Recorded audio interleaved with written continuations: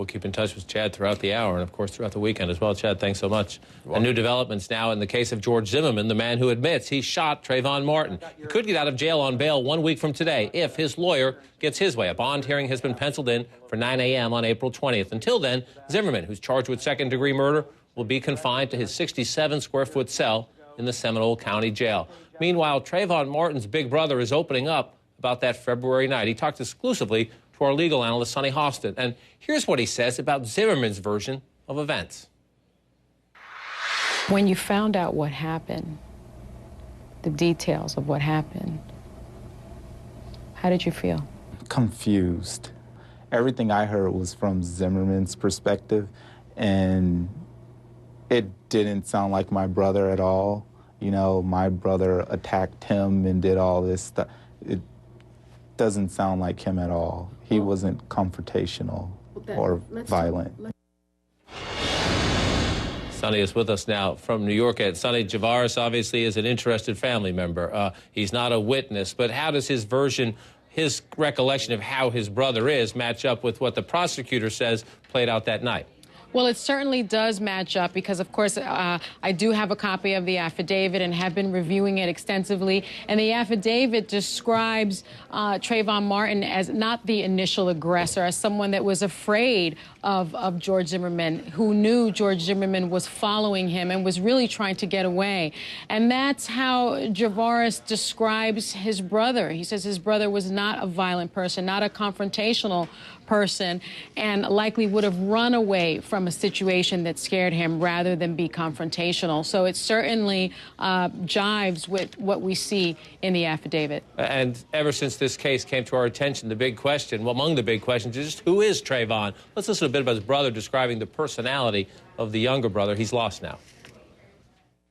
I like to think we had almost, you know, the same personality. Like, I think of myself as a funny person, like to make jokes, and he was the same way.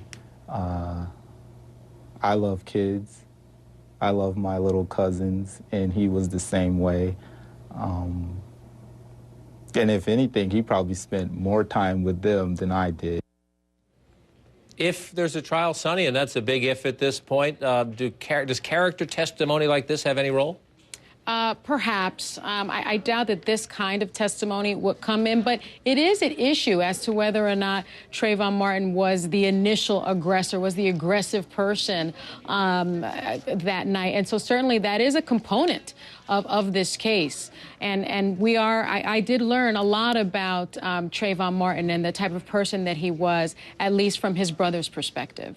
And a big question in the news today is whether the judge who has been handling the case so far will have to recuse herself. What's the issue there? Yeah, that was remarkable. We learned today that the judge is married to the legal partner of an attorney named Mark Nejame. Mark Nejame was contacted by the Zimmerman family to represent George Zimmerman. And although he declined that representation, it is unclear as to whether or not he had a conversation with this judge's husband, who is one of his legal partners. It is unclear whether or not the case was discussed at the law firm. It's unclear as to whether or not the judge's husband discussed the case with her. And so there's that appearance of a conflict of interest. And let's remember that this is a very new judge to the bench, was appointed in 2010, I believe. She's young. She's about 39 years old. And so, you know, this is a judge that is sort of an unknown factor in this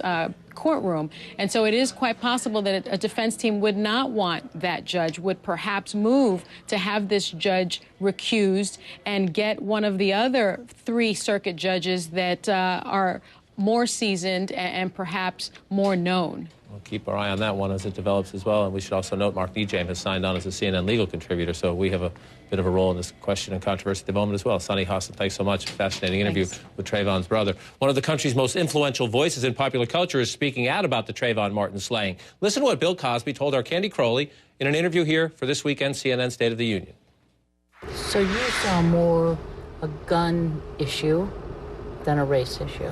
How are you going to solve a race issue when it becomes he said, she said, or he said, he said? And The other question is, what is solved by saying he's a racist? That's why he shot the boy. What solves that? This, and what is he doing with it? And who taught him and told him how to behave with this? Candy Crowley is with us now. It's an interesting perspective. Mr. Cosby always has. What is to be solved, he says, by saying that he's a racist. This is a race issue. Well, many of the civil rights activists and others who have been involved have said that. They've said this is profiling. This is a hate crime. Is Mr. Cosby, as he has in the past, taking issue with some of that leadership? Well, you know, not by name and not specifically, but he is saying, as you heard, like, what is it? You know, we don't solve the problem by saying he's a racist, like, what's in another guy's head? Because then it becomes a no, I don't, yes, I do sort of thing. He thinks it's a gun problem. Let's remember that he lost his only son to gun violence. And what was interesting to me was he was also very nuanced about it, because he said, I actually think you have a perfect right to have a gun in your own home to protect yourself. He, in fact, said that he had one at one time. And he said, but it's with that gun, you begin to believe you can solve things. You begin to believe you can fix things. And so he talked about how he would hear something outside, and he'd stick his gun in his pocket and go out there. And he said, I remember the cop who, you know, taught me about using the gun and all of that said to me, once you pull that trigger, you can't put it back. And so it was just a very interesting overview that didn't take the kind of normal sides that you tend to hear in a debate like this. He's clearly among the millions of us, and I'm going to say maybe particularly so in the African-American community, because of the debate about race and its potential impact. Following this closely, what else struck you in the conversation? I asked him about how he thought President Obama was doing, and he talked about the many things that the president had to endure over this. He does think that people do have gone after him because of his race. So he's very defensive about the president. I asked him about those that are complaining on the left that he hasn't done enough, and he said, well, I'd ask them to look at what he's had to put up with. Thinks he's going to have a second term, and then he's going to do precisely what he wants. I don't know that will help the Obama administration, but it was just, you know, he's very, very forceful in his defense of the president. Always a fascinating guy to hear from. Yeah. Much more of it coming up Sunday. Candy, thank you. And as a reminder, you can see Candy's entire conversation with Bill Cosby this Sunday, 9 a.m. Eastern on CNN State of the Union. Candy,